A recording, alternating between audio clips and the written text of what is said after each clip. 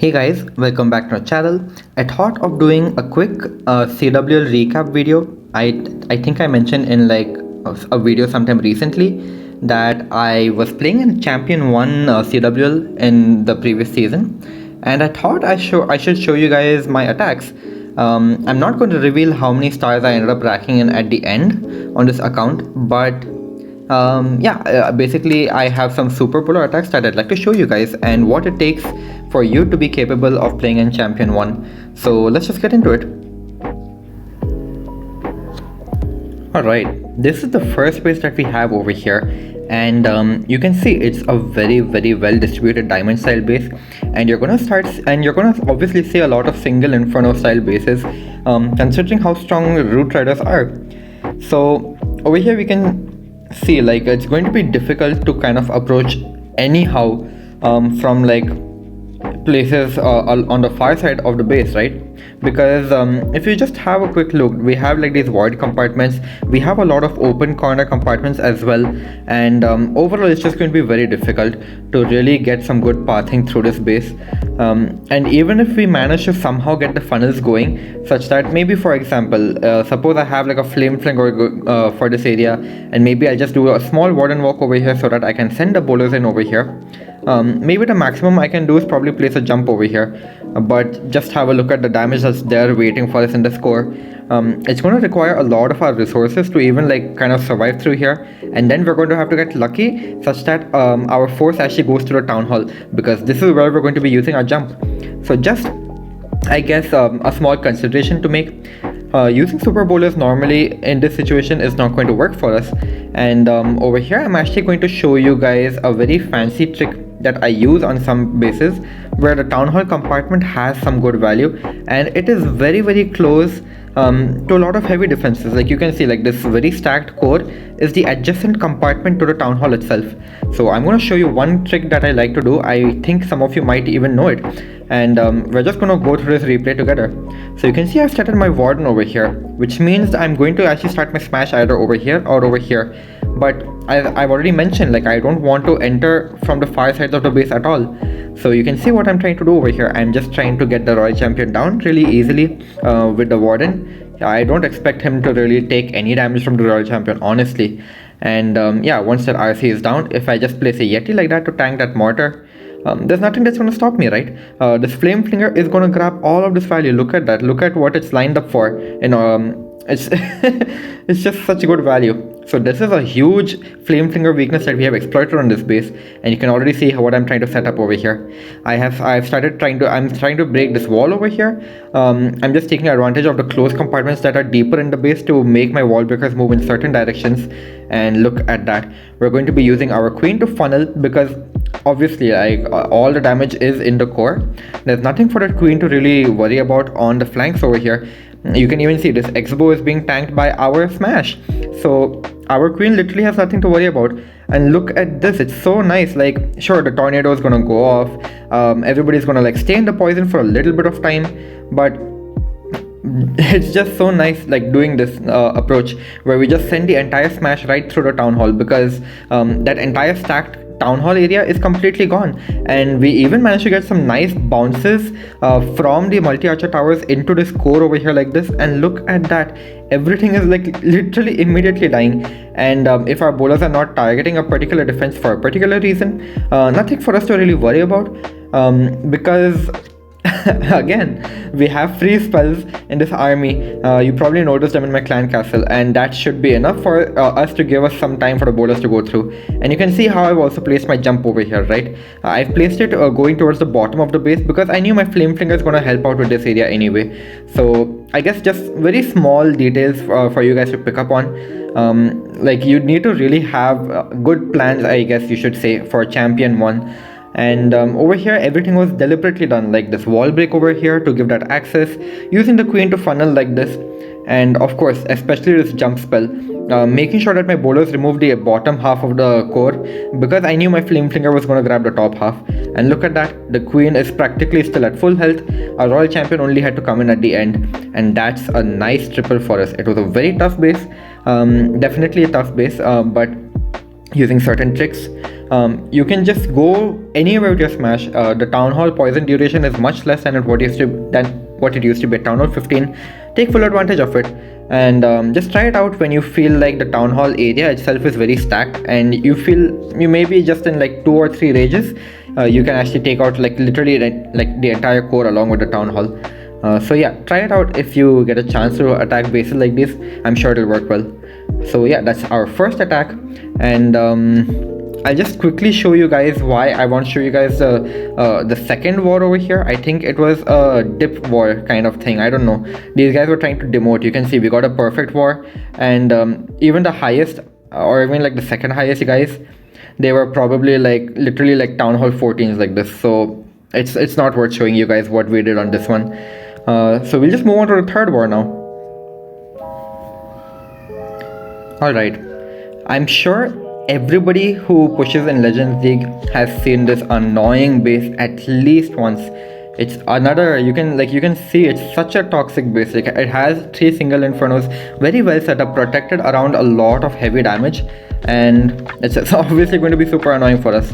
But I'm going to show you guys one more trick that I love to use, and whenever I see heroes like literally in the corner of bases like this, I usually try to pick them off as easily as this. Look at that. 1 Yeti, 1 head enter. That's all you need. There's nothing else that's really damaging the Yeti itself, except the queen, of course. But that's enough for us, right? So you can see, like, for box bases, usually what I try to recommend is some sort of queen charge approach on the Town Hall, which you can see is going to be difficult over here because of these open corners. It's just going to be very resource intensive, and it's not going to be worth it. And there's of course the approach where we try to somehow go in from the far end, and you can obviously see why this is not going to work out really well, because we have this entire void space over here, and it's just a lot to funnel on both the sides to even ensure that we get a jump spell over here.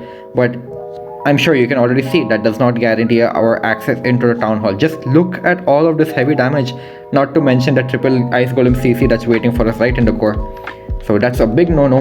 The last approach that is left for us is to somehow think of approaching this base from the side, and that's exactly what I'm doing over here with my Warden. You can see I've started him over here. Once again, just picking off that free enemy RC, you could say. The Poison Lizard's doing an excellent job. And yeah, the Flame Flinger. This is especially very, very important on this base. This Flame Flinger is just so nicely isolated. If you think about it, right, we're going to have an approach coming in from over here. And this is going to be the last area that our bowlers will have to focus on. But it's not going to exist anymore because the Flame Flinger is going to get rid of it for us. So no problems over there. And you can see what I'm starting to do at the bottom over here. I just noticed, like, I can use the king and queen exactly like how I'm showing you guys over here. Because, well, you can see if the king just goes in over here, he can actually take out a lot of this compartment for us. And this queen will join in with our bowlers like this. And she's also simultaneously setting the funnel. So that's one very neat way of using both your king and your queen. And yeah, also have a look at how I've placed my jump spell over here in the core. I've placed it like this so that some troops can leak towards this Town Hall, you could say, and hopefully grab it while they're on the way. So I guess very small details that I'm not explicitly mentioning to you guys, but I hope you guys can pick it up, because we have 6 attacks to go through. So I'm trying to be a little bit faster on these recaps, and yeah, I just hope that you guys realize, like, these are some really neat small tricks that you guys need to learn in order to be using Super Bowlers and Champion 1. So yeah, over here the king and the royal champion, the combination is doing a fantastic job of dealing with the clan castle. And yeah, the royal champion is literally free now to just handle this entire backend. And as I was saying, like, the Flame Flinger has removed this entire backend area for us. So the queen is gonna have a very, very easy job dealing with the backend over here. And she has a frozen arrow as well. What's gonna stop her? Literally nothing. So yeah, we just have like one more rage. We still have our royal champion ability, and there's no base left. There's literally no base left. So do give this a kind of an approach a try, where even if you decide to approach from the side of a box base, sometimes it becomes easy to pluck off like certain things that can be annoying for a Flame Flinger on the back end. And that this is all our bowlers had to deal with. So the entire area is that I've marked is literally what our bowlers did. The king got this much of value for us while also setting a very wonderful funnel. And of course we just had our royal champion join in as the king was dying out. So you can see how the plan kind of came together. And yeah, we just exploited one weakness after another on this base. Those free enemy heroes at the start, which also allowed us to get the flame flinger. The town hall being accessible from this compartment right over here, just such an easy jump because our bowlers will never think about going over here. It is literally a void compartment. They have no reason to stick to the left side of this compartment. There's nothing for them to target. They will all go towards the right, and we took full advantage of that. Like, just a very wonderful attack on a pretty tough base once again. So yeah, once again, I just hope you guys picked up on the smaller tricks. This was pretty important to note, and yeah, we'll just move on to the next one. I'm sure you've all seen this base before, and you already know what I'm going to do. As I was talking about for the first attack, very stacked town hall compartment. So you can already see what I'm trying to do with my warden over here. And once again, just think about it, because I know that this core is the stat core, so just think about how you want to approach it. You can already see I've placed my warden down over here, in particular for this one, and yeah, I'm just going to be sending my smash in through over here. So they're going to have to rotate through the base, kind of starting, because my warden is clearing this out. They're going to have to start like over here, and then they're going to have to rotate through the base, and this will be the last area that my bowlers will have to deal with, right? But once again, look at what my flame flinger is doing. It's dealing with the last area that our bowlers are going to have to deal with. So that's going to work out really well for us. And yeah, I guess more small tricks that I should mention. I used 2 balloons to pull this poison tower because it's literally on the border. And yeah, two balloons will survive long enough so that they don't get sniped by these multi-archer towers. And it's enough for them to really pull that poison for you. So yeah, this flame flinger is gonna just keep doing its thing. Because the warden was taking a lot of damage, I decided to just start my smash early. And the beautiful part about doing it this way is, you probably saw, like, my bowlers were thinking of stepping out over here, but because of the way they attack, right, those bowlers themselves shoot the rocks to bounce forward and clear all the buildings in front of them. That only leaves one option left for them, which is to come back for the town hall. It's really such a simple way to funnel these guys. And yeah, I have no problem with this kind of an approach. It's just so simple with these guys, and I love it. And you'll also notice over here, I have not even used my warden ability just yet, because that town hall poison didn't even affect my bowlers for the longest time ever. So I'm gonna try to hold on to it as much as I can. And yeah, the flame flinger once again just did a wonderful job. It cleared the scatter shot as well for us. I don't think I placed it perfectly, because it would have otherwise gotten a bit of damage on the ricochet cannon. I guess that's a small mistake that I did make. And sadly, our king decided to also step out. I was hoping he would stick in the core with the bowlers to give them tanking that they needed. But this is where the capability to play in Champ 1 comes in. Like, you need to be able to adapt on the fly. So I noticed, like, okay, my warden is still able to get this area of the base down. So my queen is healthy. She is perfectly fine with a unicorn. So I just gave her this extra wall break, because now look at what she has access to. She has access to the ricochet cannon and the multi inferno over there. No problem for her. One's last skeleton spell that we had for the monolith, and so that the royal champion easily snipe it off. And this base is a done deal as well. So yeah, this one came relatively closer, I guess you could say. But if you really think about it, it was not that close. I did have that skeleton spell to protect against this last little area, and you can see in my spell bar I still have one freeze as well. So I guess I was trying to not use my royal champion on this one, just trying to see how much further my queen could really push. And once again, another very easy triple, provided you know the correct trick. Those stacked town hall compartments, right? Perfect to just start the smash directly into them. And it usually just works out superb. You can see, like, the bowlers managed to grab the entire area I circled out. I think they managed to even grab out this entire area, and this is what our flame flinger got too. So what's really left for us? My queen just handled this area, and this is all that was left for the royal champion. Pretty simple if you think about it that way. You just need to understand, like, those heavy parts where your bowlers can get really good value with your bounces, and your heroes can do the rest for you. So another interesting triple. We'll move on to the next one. Alright, we're on to our 4th base, and this is a midway point.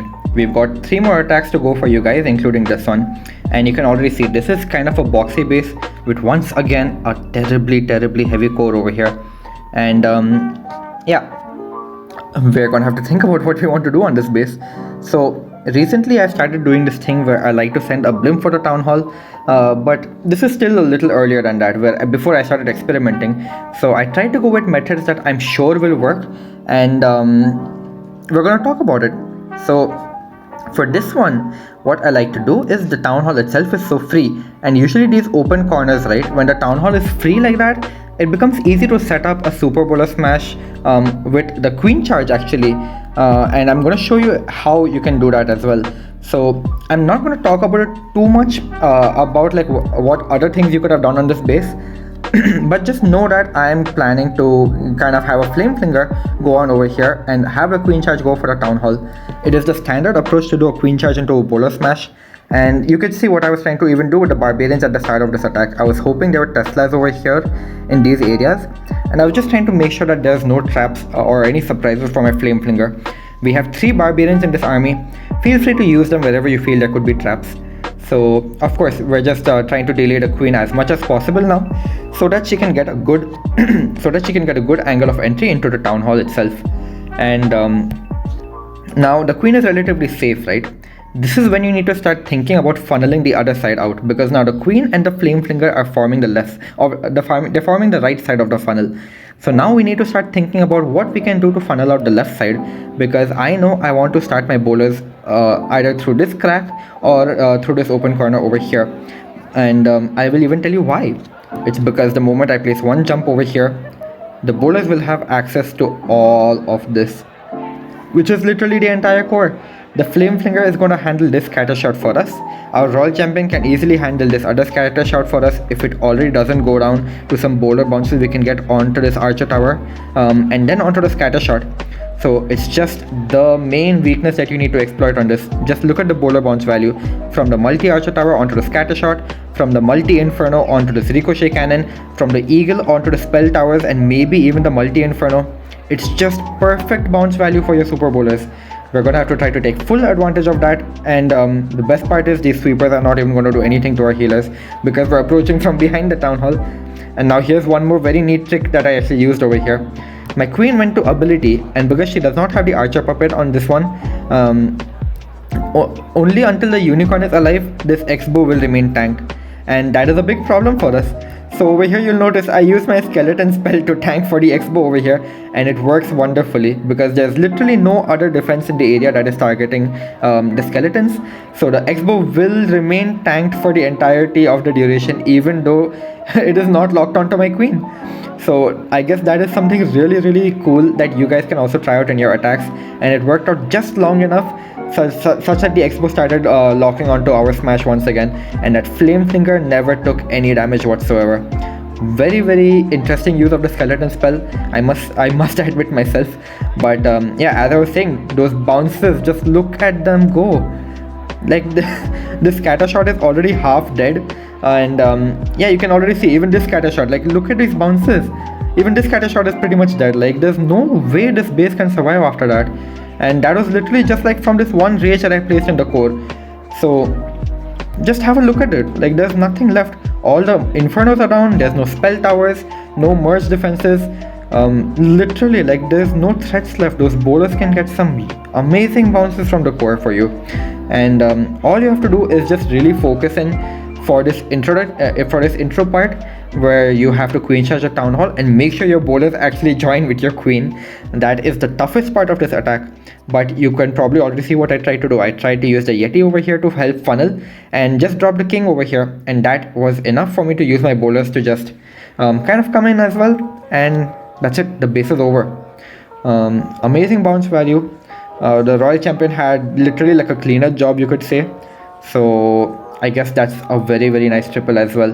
A queen charge one, it's very different from the warden walk style that I usually do. So yeah, that's another tough triple. The good recovery was mainly that skeleton spell that I used to tank for the X-bow. I hope you guys did notice that too. But yeah, we got 2 more attacks for you guys, and we'll just quickly move on to them too. Alright, 5th base, and you can already see this is very interestingly distributed. I'm not sure why this is like the kind of base that you can find in Champ 1, especially with these Inferno Islands. It's a very awkward style of base to attack for a lot of people, I'm sure. But you can already see what I'm trying to do on this base. I'm just trying to have a warden walk going on over here to help just handle the scatter shot and X-bow. It's going to be a quick warden walk. It's going to be a simple one. There's nothing really complicated about it. It's just obvious value, and for one rage, that's honestly pretty good for me. So the main weakness I noticed over here is if I enter with my bowlers in this compartment over here, right? All I have to do is just place a jump over here, and it'll give me access to like pretty much like all of this. So I'm hoping my bowlers walk in like this arc, you could say, and they can honestly just snipe the town hall and keep moving.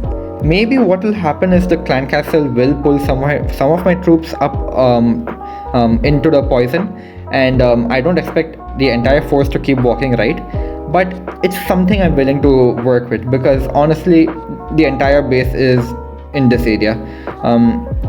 The rest of the base is not very scary really. It's like 2 multi-infernos, maybe a royal champion can grab it, maybe a flame finger can grab it. Just some things to consider, right? So we don't really have to think about it too hard. You can even see like I immediately started the warden, and I think what I'm also trying to do over here is I'm just once again testing for Teslas in the bottom area, and I think I'm going to be starting a flame finger over here or something like that, because look at the value it can grab. I can get this multi-inferno, and then it can go on and help me grab the eagle as well. So all in all, not too bad, right, for a start. Our warden is going to handle this entire compartment. My flame flinger is looking to handle this entire area on its own. So let's just have a look at what will be left on the base, right? We only have this top area, you could say, but it's so densely populated compared to the rest of the base that's going to be perfect for our bowlers. So we're just going to take advantage of the pathing that I was talking about earlier. We're going to be sending our king with our smash over here into this area, and yeah, I'm going to be using my queen to funnel on this one. Very important too, because sure, there is a monolith over here, but all things considered, you can literally just tank this entire area with a skeleton spell. There's nothing to really worry about. So you can see I've literally just started everybody, because there's no reason to wait. The bowlers have nowhere else that they're going to even think of going to, and yeah, the queen is going to do a fantastic job of dealing with even like the enemy king without having to use any resources at all. That is so amazing about the frozen arrow. Like, she's going to be able to just deal with all of that on her own, no problems at all. So you can see over here, like, most of the smash is going to the core, and I've just popped my warden ability because my bowlers have started splitting around, but it's perfectly fine for me, because like it's like literally perfectly timed. As long as the bowlers got whatever targets that they were going for, they will eventually start to reunite. And as I was expecting, like, the king did kind of go a little bit towards the bottom of the base because of the clan castle, but it's perfectly fine. You'll also notice one difference I made over here. I brought a super dragon CC because I noticed, like, the only thing that's really threatening in this area, which is when my flame finger will break, is all mostly ground. And like, if I bring a super dragon, then what's going to stop me, right? There's literally nothing that's going to stop the super dragon CC. And you can already see I have not even deployed my royal champion. A super dragon is carrying really hard. Those balloons managed to make sure there's no black mines in the area. Of course, until all the threats in the core compartment were over, and that's perfectly fine for me. We even have the healer safely transferring to the queen that was nicely just walking around this entire periphery, you could say. She handled the enemy queen, enemy king. She handled the enemy royal champion, and I think she overall just helped with dealing with the flank a bit, you could say. And yeah, just for the sake of time, you can see what I've tried to do over here. So yeah, that's about it. This is a very easy 222. I literally just used my royal champion for the last inferno, and I guess that's all we need to really know for this one. Yeah, we'll do the last attack, and then we'll call it a wrap for this video. Last attack, and you guys already know this base. I'm sure you guys have already seen me attack this base quite a few times on this channel as well, but we're still gonna go through it anyway because it's kind of like a CWL recap, and there might be some people who missed it. So over here, I believe everybody knows this to be some sort of anti-root rider base, and we're gonna exploit just one weakness that's there on this. Note that if my bowlers get in this compartment, right, I can get bounces out everywhere onto the base, and I actually have access to literally most of the defenses on this base, you could say. I guess the main things you'll miss are like the ricochet cannon with the enemy heroes, and of course like the town hall area itself.